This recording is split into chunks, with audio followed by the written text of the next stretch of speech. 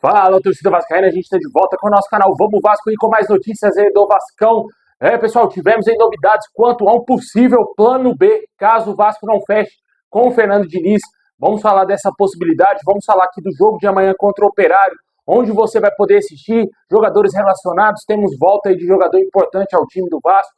Também vamos falar aqui da extensão do contrato do Payet. Muita coisa agora para vocês, mas antes de começar, deixa aquele likezão, se inscreve, ativa o sininho aí para você receber os vídeos postados aqui no canal.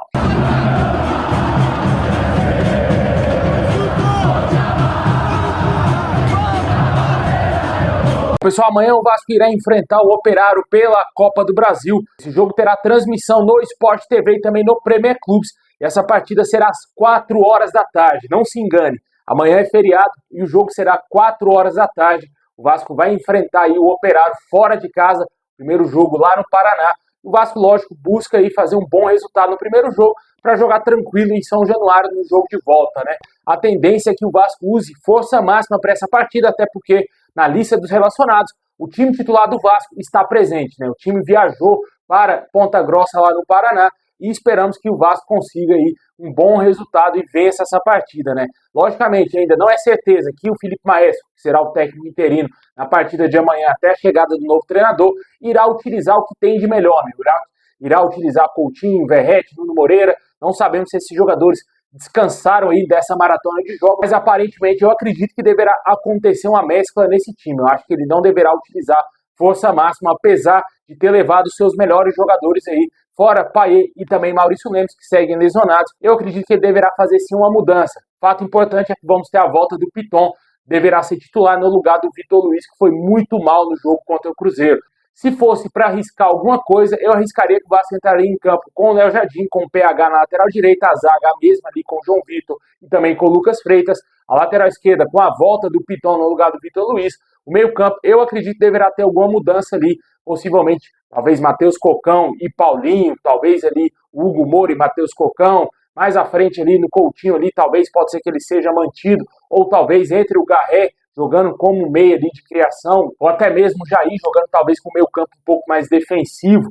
Mais à frente eu acredito que o ataque pode ser, quem sabe, o Nuno Moreira seja poupado, talvez seja deslocado para a ponta esquerda o Ryan, e talvez na ponta direita volte o Garré, caso ele não jogue no meio, e talvez outra opção, como por exemplo o Adson, que foi relacionado para a partida aí, quem sabe pode ganhar a oportunidade do time titular. Mais à frente eu acredito que o Verratti será titular incontestável no ataque vascaíno, até porque o Vasco precisa fazer gols nesse jogo aí, né? Deixa aí nos comentários qual seria a sua provável escalação. É bem complicado a gente cravar, até porque tá vindo um novo treinador aí, né? O treinador interino, o Felipe, não sabemos qual é a ideia dele de jogo para essa partida contra o Operário. Com certeza amanhã devemos ter aí, por exemplo, um esboço do time do Vasco, algum jornalista deve ver algum treinamento do Vasco e vazar uma provável escalação do Vasco.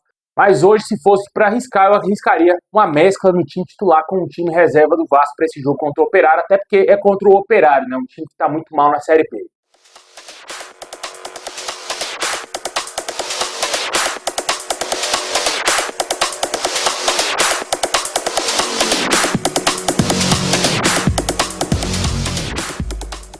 Bom, pessoal, foi divulgada a extensão de contrato do Payet e foi publicado no BID da CBF.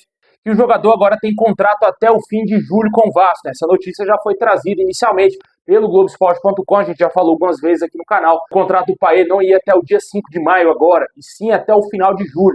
Isso foi confirmado aí pela CBF. O jogador irá permanecer no Vasco por alguns meses ainda, né? Ele está fora dessa partida, está lesionado, ainda está passando por aquele processo de investigação com o que aconteceu entre ele e a sua amante, e certamente aí o Payet está vivendo um momento bem conturbado dentro do Vasco. Eu acho que não terá o contrato renovado, mesmo esse contrato sendo prorrogado, mesmo esse contrato sendo estendido até o fim de julho.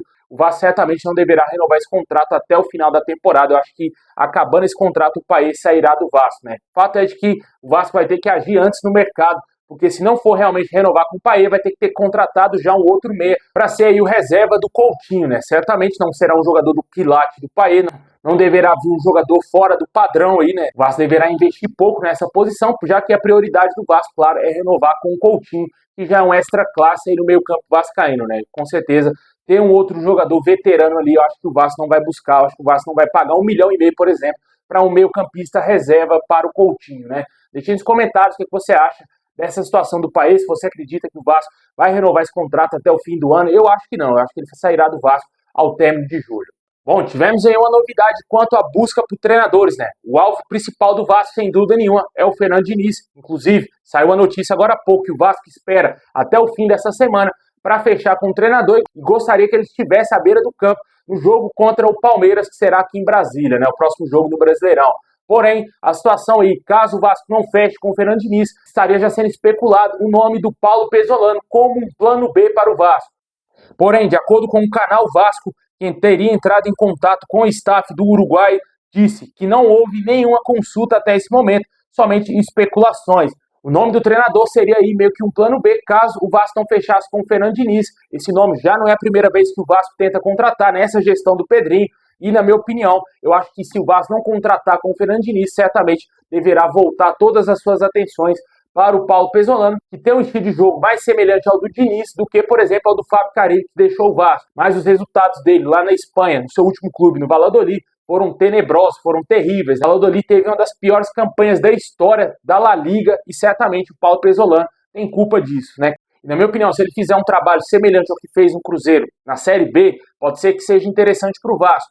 Mas quando ele treinou o Cruzeiro na Série A, ele foi muito mal, tanto que rapidamente saiu da Raposa e acabou indo parar no Valladolid. Treinou o Valladolid no primeiro ano, na Série B lá da Espanha, e depois, com acesso, ele não conseguiu dar seguimento, muito semelhante ao que aconteceu no Cruzeiro, e fez uma péssima campanha no clube espanhol. Deixe nos comentários aí o que você acha do nome do Paulo Pezzolano. Fato é de que o Diniz é o grande plano A do Vasco. Se não fechar com o Diniz, a diretoria do Vasco vai ter muito trabalho para trazer outros treinadores. E principalmente, se o Pezzolano recusar o Vasco, aí fica mais difícil ainda, né? O Vasco aguarda, assim, um retorno positivo do Fernando Diniz. Já teria alinhado bastante aí a negociação com o treinador. A parte salarial seria talvez hoje o grande entrave, já que ele ganhava 1 milhão no Cruzeiro. Certamente o Vasco não vai pagar isso a nenhum treinador do mundo. E o Vasco, com certeza, vai ter que abaixar drasticamente os salários aí do Diniz para conseguir contratar e ele aceitar essa redução salarial, né? Logicamente, se você é um técnico que está no mercado, está desempregado, não tem como ele exigir 1 milhão de salários a nenhum clube, né? Eu acho que, na minha opinião, acho que no máximo 500 mil aí pro Diniz está de bom tamanho, pelo trabalho que ele fez no Cruzeiro, né? Foi muito abaixo mesmo, perdeu um título de Sul-Americana e com certeza não chega com total aprovação dos torcedores vascaínos. É um nome que está dividindo muitos torcedores. Andei olhando várias pesquisas aí, por mais que tenha outras opções no mercado, mas ainda tem aqueles que acham o Diniz o melhor nome possível para dirigir o Vasco agora, e também tem outros tem muito medo que ele venha e faça um péssimo trabalho, assim como fez no seu último ano de Fluminense e no ano passado no Cruzeiro, né? Deixe nos comentários o que você acha do nome do Pezzolano, se você acredita que o Diniz será o técnico do Vasco.